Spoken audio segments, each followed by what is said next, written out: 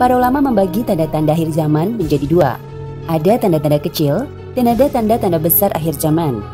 Tanda-tanda kecil jumlahnya sangat banyak dan datang terlebih dahulu. Sedangkan tanda-tanda besar datang kemudian, jumlahnya ada 10.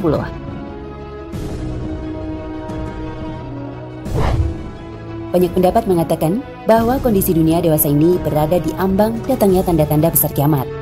Karena di masa kita hidup dewasa ini, sudah sedemikian banyak tanda-tanda kecil yang bermunculan. Tanda besar pertama yang bakal datang ialah keluarnya Dajjal. Namun sebagian ulama berpendapat bahwa sebelum munculnya Dajjal harus datang terlebih dahulu tanda penghubung antara tanda-tanda kecil kiamat dengan tanda-tanda besarnya.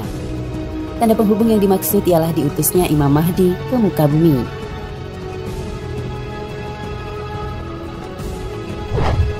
Dalam sebuah hadis Nabi Shallallahu Alaihi Wasallam mengisyaratkan bahwa Imam Mahdi pasti datang di akhir zaman. Ia akan memimpin umat Islam keluar dari kegelapan, kezaliman, dan kesewenang-wenangan menuju cahaya keadilan dan kejujuran yang menerangi dunia seluruhnya. Andaikan dunia tinggal sehari, sungguh Allah akan panjangkan hari tersebut sehingga diutus padanya seorang lelaki dari ahli baitku. Namanya serupa namaku dan nama ayahnya serupa nama ayahku. Ia akan penuhi bumi dengan kejujuran dan keadilan, sebagaimana sebelumnya dipenuhi dengan kezaliman dan penganiayaan. Hadis riwayat Daud.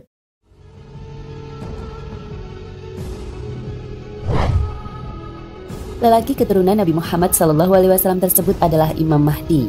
Ia akan diizinkan Allah untuk merubah keadaan dunia yang penuh kezaliman dan penganiayaan menjadi penuh kejujuran dan keadilan. Subhanallah. Beliau tentunya tidak akan mengajak umat Islam berpindah babak melalui perjalanan tenang dan senang laksana melewati taman-taman bunga indah, atau melalui meja perundingan dengan penguasa zalim dewasa ini, apalagi dengan mengandalkan sekedar permainan kotak suara.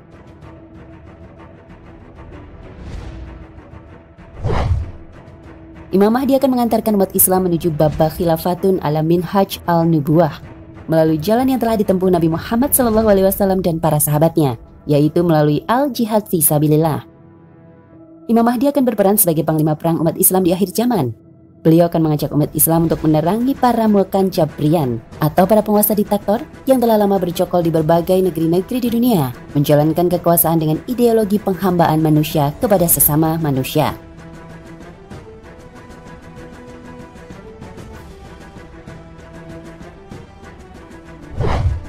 Bila Allah mengizinkan Imam Mahdi untuk menang dalam berbagai perang yang dipimpinnya, maka pada akhirnya ia akan memimpin dengan pola kepemimpinan berideologi akidah tauhid, yaitu penghambaan manusia kepada Allah semata.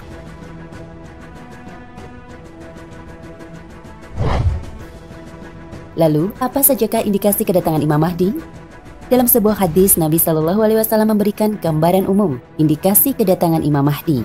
Ia akan diutus ke muka bumi bila mana perselisihan antara manusia telah menggejala hebat dan banyak gempa-gempa terjadi. Dan kedua fenomena sosial dan fenomena alam ini telah menjadi semarak di berbagai negeri dewasa ini. Aku kabarkan berita gembira mengenai Al-Mahdi yang diutus Allah ke tengah umatku. Ketika banyak terjadi perselisihan antar manusia dan gempa-gempa, ia akan penuhi bumi dengan keadilan dan kejujuran, sebagaimana sebelumnya dipenuhi dengan kesewenang-wenangan dan kezaliman. Hadis riwayat Ahmad.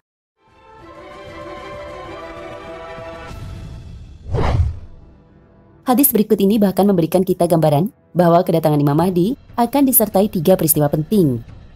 Pertama, perselisihan berkepanjangan sesudah kematian seorang pemimpin.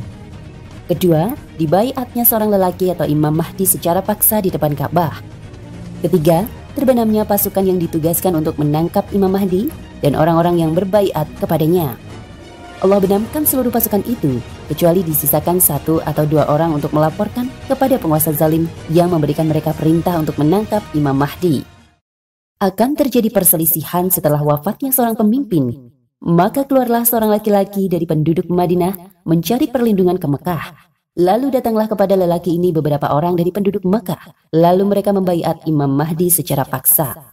Maka ia dibaiat di antara rukun dengan makam Ibrahim atau di depan Ka'bah. Kemudian diutuslah pasukan manusia dari penduduk Syam. Maka akan dibenamkan di sebuah daerah bernama Al-Baida yang berada di antara Mekah dan Madinah. Hadis riwayat Abu Daud.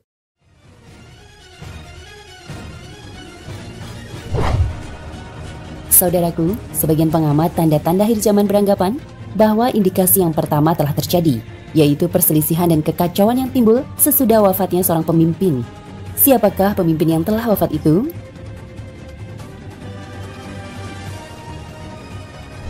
Sebagian berspekulasi bahwa yang dimaksud adalah Saddam Hussein atau Raja Abdullah. Karena semenjak kematiannya, negeri Irak berada dalam kekacauan berkepanjangan.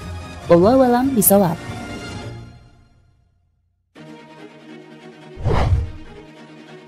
Nah pemirsa Ensiklopedia Al-Fatih, sampai di sini perjumpaan kita kali ini. Semoga menginspirasi.